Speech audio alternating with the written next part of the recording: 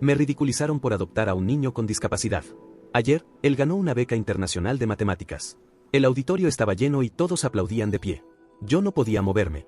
Mi hijo sostenía el diploma con manos temblorosas mientras una mujer del comité pronunciaba su nombre y hablaba de una beca internacional de matemáticas. Detrás de mí, alguien susurró con incredulidad: ¿ese no es el niño, el discapacitado? Sentí algo extraño en el pecho. No era orgullo exactamente. Era más profundo. Porque años atrás, esas mismas palabras se habían dicho con burla. Antes de que él llegara a mi vida, yo era una persona bastante invisible. Trabajaba como archivista en una pequeña oficina municipal. Mi trabajo consistía en ordenar papeles viejos, digitalizar expedientes y asegurarme de que nada se perdiera en el sistema. Era un trabajo silencioso, casi solitario.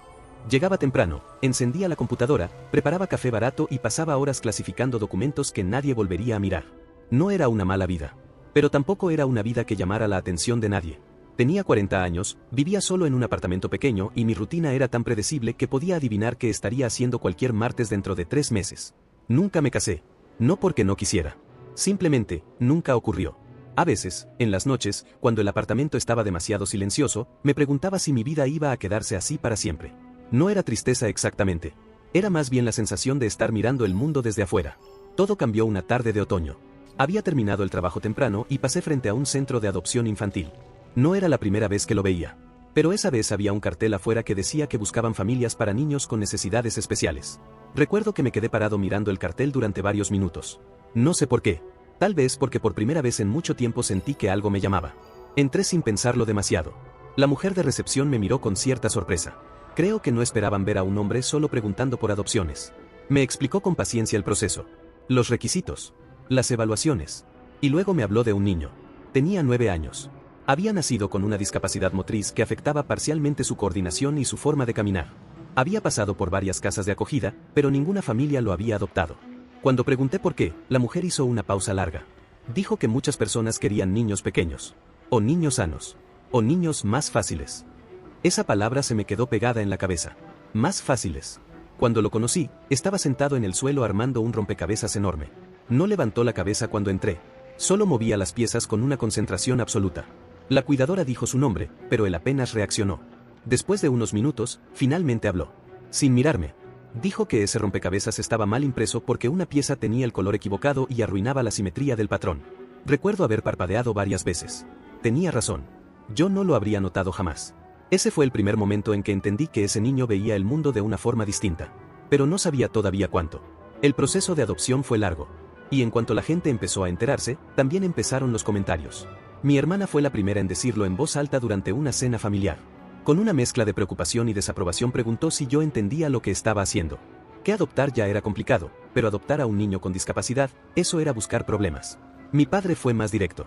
Dijo que era irresponsable. Que yo apenas podía cuidarme solo y ahora quería asumir una carga así.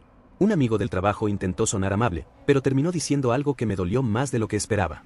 Comentó que esos niños suelen tener muchos problemas, y que quizás sería mejor dejar que una familia más preparada lo hiciera. Más preparada. Otra vez esas palabras. Con el tiempo, los comentarios se volvieron más duros. Hubo risas incómodas. Miradas de lástima. Incluso alguien sugirió que yo estaba intentando sentirme héroe. Pero la peor escena ocurrió meses después, cuando finalmente lo llevé a casa y lo presenté en una reunión familiar. Mi hijo caminaba despacio. Su cuerpo se inclinaba ligeramente hacia un lado cuando daba pasos largos. En medio del salón, alguien murmuró algo que pensaron que yo no escucharía. Algo sobre lo difícil que sería para él en la vida. Algo sobre que quizá nunca sería independiente. Y luego una risa. Pequeña. Pero suficiente. Mi hijo no dijo nada. Solo se quedó quieto mirando el suelo. Esa noche, cuando regresamos al apartamento, lo encontré sentado en la mesa con un cuaderno lleno de números. Había páginas enteras cubiertas de operaciones. Patrones. Series. Ecuaciones. Le pregunté qué estaba haciendo. Encogió los hombros y dijo que era solo algo que le gustaba. Durante semanas, lo vi repetir lo mismo. Después de la escuela, se sentaba durante horas a resolver problemas matemáticos que encontraba en libros viejos o en internet. No lo hacía para presumir. Ni siquiera parecía pensar que fuera algo especial. Simplemente, le gustaba. Un día, su profesora me pidió hablar conmigo. Recuerdo que entré a la sala de reuniones esperando escuchar algo sobre su adaptación social o sus dificultades físicas. Pero la profesora parecía casi desconcertada. Dijo que nunca había visto a un niño resolver problemas de matemáticas de esa manera. Que muchas de las cosas que hacía no correspondían al nivel escolar. En los meses siguientes, empezaron a recomendar evaluaciones especiales, programas para talentos académicos, concursos. Cada paso traía nuevos comentarios de las mismas personas que antes se habían burlado. Pero ahora el tono era distinto. Ya no era lástima. Era incredulidad. Aún así, el camino no fue fácil. Las competiciones requerían viajes, entrenamientos, horas de estudio. Había días en los que mi hijo se frustraba tanto que golpeaba la mesa con el lápiz. Había días en que su discapacidad física le hacía sentir diferente de los otros niños. Una noche me preguntó algo que me dejó sin palabras. Me preguntó si yo lo había adoptado porque nadie más lo quería. No respondí de inmediato. Porque sabía que cualquier frase bonita sonaría falsa. Finalmente le dije la verdad. Le dije que cuando lo vi con ese rompecabezas, tuve la sensación de que el mundo había estado ignorando algo increíble. Y que yo simplemente no quería ser otra persona que mirara hacia otro lado. No dijo nada después de eso.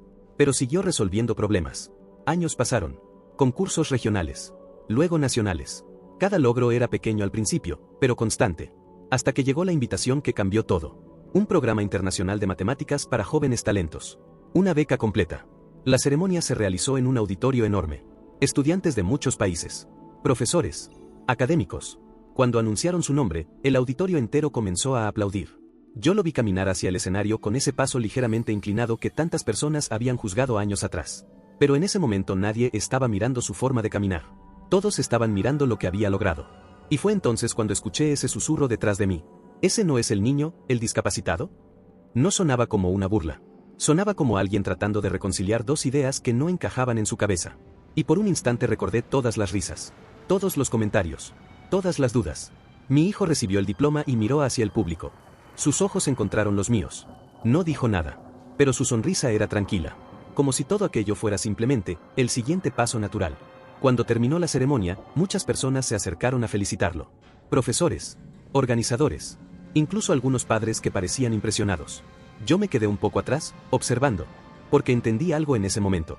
Durante años la gente había mirado a mi hijo y había visto primero su discapacidad. Habían asumido límites antes de conocerlo. Habían decidido su historia antes de que él pudiera escribirla. Pero esa noche, por primera vez, la sala estaba llena de personas que veían algo distinto.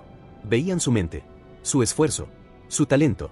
Y mientras salíamos del auditorio, con el diploma cuidadosamente guardado bajo su brazo, me di cuenta de algo que nunca había pensado antes.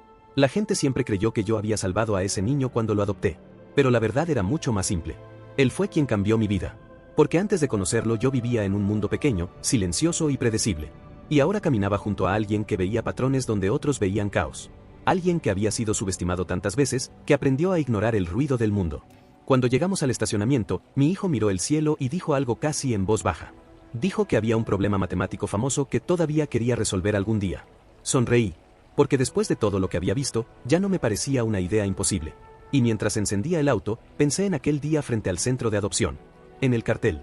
En las palabras niños con necesidades especiales. Ahora entendía algo que entonces no supe explicar. A veces el mundo usa esa frase para hablar de limitaciones. Pero a veces, solo significa que el mundo todavía no ha entendido de lo que alguien es capaz.